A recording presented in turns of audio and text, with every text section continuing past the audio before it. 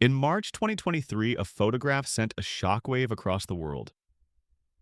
Top diplomats from Saudi Arabia and Iran, two nations locked in a bitter struggle for regional dominance for over 4 decades, were shaking hands.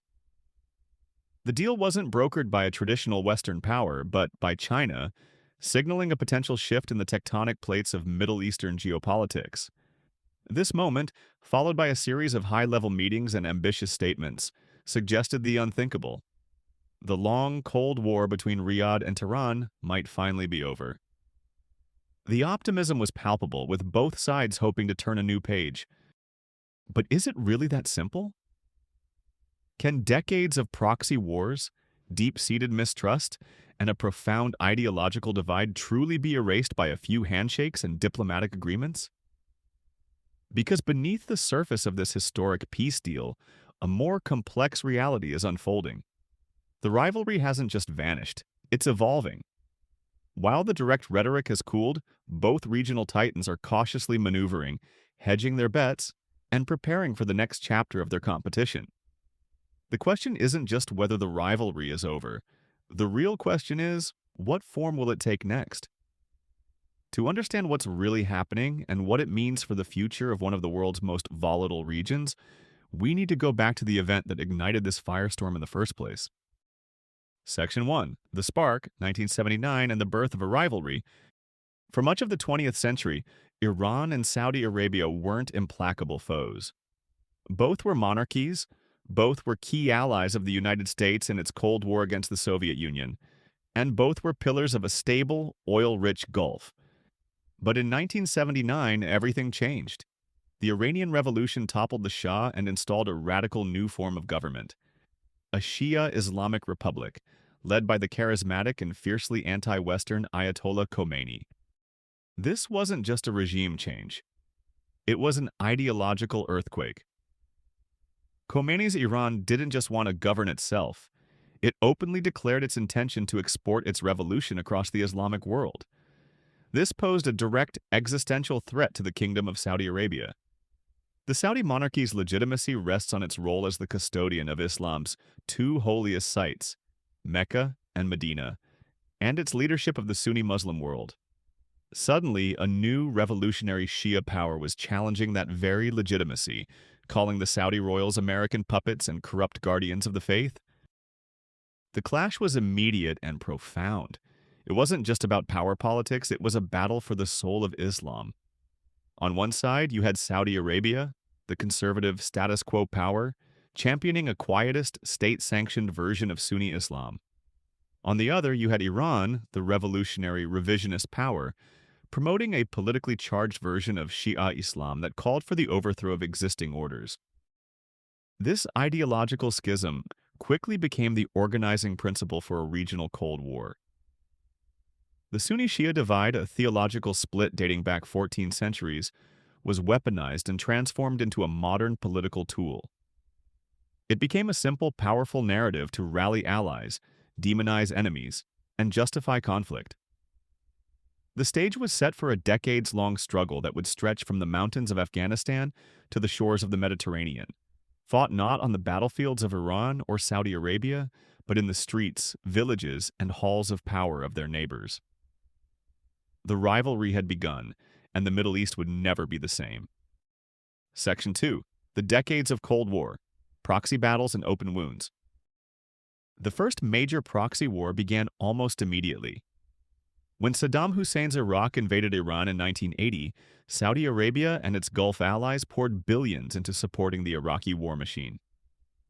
Their goal was simple: to bleed the Iranian Revolution dry and contain its expansionist ambitions. The Iran-Iraq War lasted 8 brutal years, cost over 1 million lives, and cemented the enmity between Tehran and Riyadh. Throughout the 80s, 90s, and 2000s, this pattern repeated across the region. In Lebanon, Iran cultivated Hezbollah, a powerful Shia militia that became a major political and military force, challenging Saudi-backed factions. Following the U.S. invasion of Iraq in 2003, the fall of Saddam Hussein opened a power vacuum that both sides rushed to fill, fueling a devastating sectarian civil war. In Syria, Iran and Hezbollah propped up the Assad regime, while Saudi Arabia and its allies backed rebel groups trying to topple it. And then there was Yemen.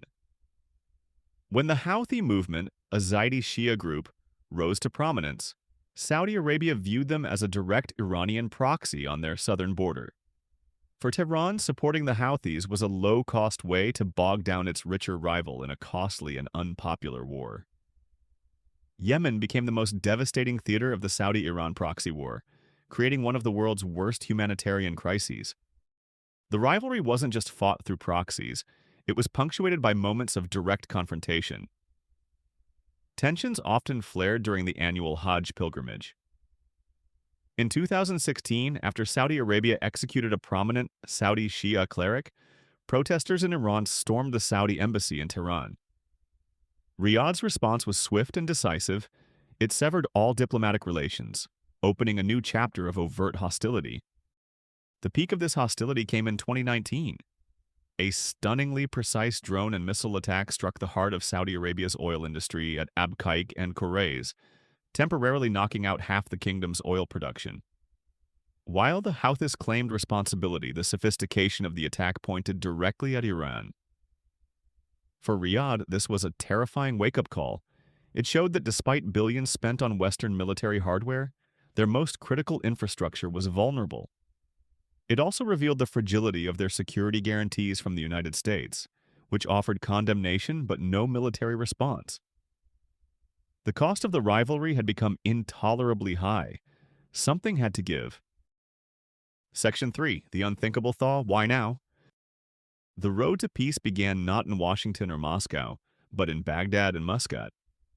Starting in 2021, Iraqi and Omani officials facilitated quiet, secret talks between the two rivals. But the real breakthrough came with a new global power broker, China. In March 2023, Beijing hosted the final meetings that led to the restoration of diplomatic ties, a move that showcased China's growing influence and its strategic interest in regional stability. So why did these decades-long enemies suddenly decide to talk? The reasons are a complex mix of pragmatism, exhaustion, and shifting global dynamics. For Saudi Arabia, the primary driver is Crown Prince Mohammed bin Salman's Vision 2030. This hugely ambitious plan aims to diversify the Saudi economy away from oil, building futuristic cities and a global investment hub. This grand vision requires one essential ingredient: regional stability. You can't attract trillions in foreign investment while fending off missile attacks from Iranian-backed proxies. The 2019 Abqaiq attack made it painfully clear that the rivalry was a direct threat to the kingdom's economic future. Prince Mohammed realized that confrontation was a dead end. He needed to de-escalate tensions to focus on his domestic agenda. Riyadh was also reassessing its long-standing reliance on the United States. The perceived lack of a firm U.S. response to the Abqaiq attacks, coupled with a broader American pivot to Asia, left Saudi leaders feeling exposed. They decided to pursue a more independent foreign policy, maintaining the security partnership with the U.S. while building bridges with adversaries like Iran and other global powers like China. It's a hedging strategy designed to ensure Saudi Arabia is never again caught in the middle of a conflict it can't control. For Iran, the motivations were just as pressing. Decades of crippling Western sanctions had devastated its economy. The regime faced growing internal unrest and was in desperate need of a diplomatic victory to ease its international isolation. Mending ties with the region's Sunni powerhouse was a gateway to stronger relationships with the wider Arab world and held the potential for much-needed economic investment. Like Saudi Arabia, Iran was weary of the conflict and recognized the tangible benefits of de-escalation. And then there's China's role. As the world's largest oil importer, China has a vital interest in the security of the Persian Gulf. It is a major trading partner for both nations and holds significant economic leverage, particularly over Iran. Unlike the U.S., China could present itself as a neutral arbiter with no history of colonial intervention in the region. For both Riyadh and Tehran, having a permanent member of the UN Security Council act as a guarantor for the deal provided the international legitimacy that previous efforts lacked. Section 4. A new chapter or just a new page? De-escalation in action. Since the 2023 agreement, the détente has proven surprisingly resilient, surviving multiple regional shocks. The change isn't just rhetorical. There have been concrete, tangible steps towards de-escalation that go beyond handshakes. Most significantly, the tone of military and defense dialogue has changed. In what would have been unimaginable just a few years ago, Iran's Navy chief has publicly spoken of invitations for Saudi Arabia to participate in joint naval exercises. While no drills have happened yet, the fact that such cooperation is even being discussed is a landmark shift, representing a deliberate attempt to build confidence and prevent dangerous miscalculations. The rapprochement has also passed several critical stress tests. When Iranian President Ibrahim Raisi died in a helicopter crash in May 2024, Saudi Arabia's King Salman and Crown Prince Mohammed bin Salman were quick to send official condolences to Tehran. In the past, such an event might have been met with silence, but the swift, high-level condolences showed a mutual commitment to keeping the diplomatic channel open, even during a moment of crisis. This new pragmatism has been vital in managing regional conflicts. As tensions between Israel and Iran have flared, the deconfliction channel between Riyadh and Tehran has been crucial. Reports suggest Saudi Arabia assured Iran its airspace wouldn't be used for attacks, and in return, Iran sought to keep the kingdom out of the line of fire. This quiet cooperation helped prevent a wider regional war and demonstrated a shared interest in insulating their fragile peace from external conflicts. The winding down of proxy wars has also been a major dividend. While the conflicts in Yemen, Syria, and Iraq are far from over, the intensity of the Saudi-Iranian competition within them has significantly decreased. Saudi Arabia has scaled back its costly military intervention in Yemen, and cross-border attacks have subsided.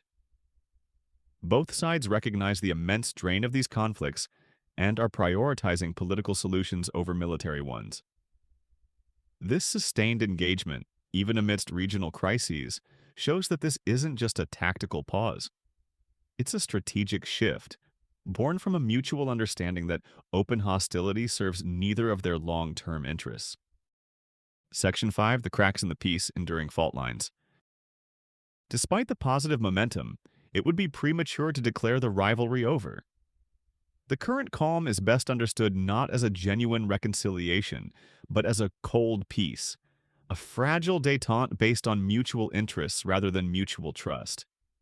Several deep and persistent fault lines remain, any of which could crack the foundation of this new relationship.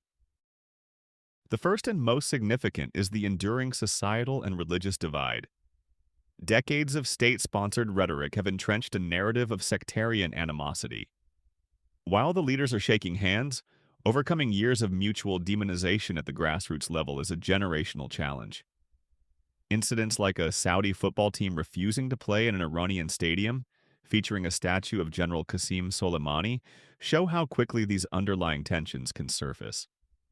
This societal mistrust remains a potent force that can be easily exploited if political winds change.